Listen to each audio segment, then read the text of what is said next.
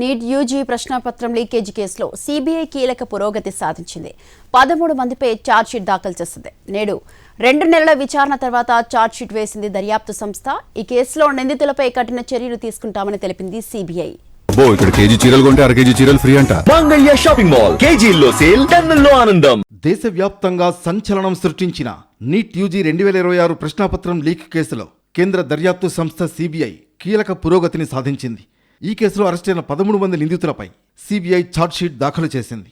నిందితులపై నేరపూరిత కుట్ర, మోసం, నమ్మక ద్రోహం, సాక్ష్యాధారాల ధ్వంసం తదితర భారతీయ న్యాయ సంహిత నిబంధనలతో పాటు అవినీతి నిరోధక చట్టం కింద నేరపూరిత ప్రవర్తన, అలాగే ప్రజా పరీక్షల చట్టం 2024 కింద కేసులు నమోదు చేసింది. ఈ ఛార్జ్షీట్లో సీబీఐ 360 మంది సాక్షులను, 422 పత్రాలను, 43 భౌతిక ఆధారాలను పొందుపరిచింది. ప్రస్తుతం ఛార్జ్షీట్లో పేరున్న 13 మంది నిందితులు జ్యుడిషియల్ కస్టడీలో ఉన్నారు. 2026 మే 3న నిర్వహించిన నీట్ యూజీ పరీక్షలో ప్రశ్నాపత్రం లీక్ జరిగిందన్న ఆరోపణలపై 2026 మే 12న కేంద్ర ఉన్నత విద్యాశాఖ సీబీఐకి లిఖితపూర్వక ఫిర్యాదు చేసింది. అదే రోజు సీబీఐ ఎఫ్ఐఆర్ నమోదు చేసి 72 మంది అధికారులు, సిబ్బందితో పాటు 8 మంది సైబర్ ఫోరెన్సిక్ నిపుణులతో ప్రత్యేక బృందాలను ఏర్పాటు చేసింది.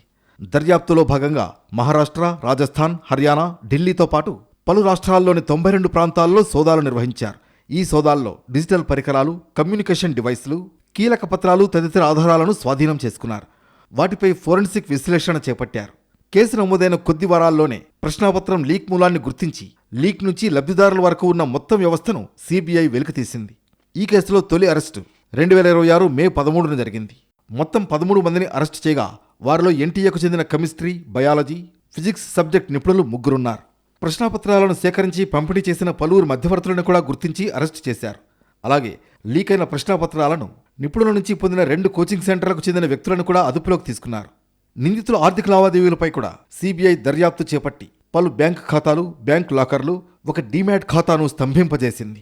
డిజిటల్ ఫోరెన్సిక్ నివేదికలు, చేతిరాత నిపుణుల అభిప్రాయాలు, విద్యా నిపుణుల విశ్లేషణల ద్వారా పరీక్షకు ముందే ప్రశ్నపత్రాల చలామణిలో నిందితుల ప్రమేయం ఉన్నట్లు నిర్ధారణ అయిందని సీబీఐ వెల్లడించింది.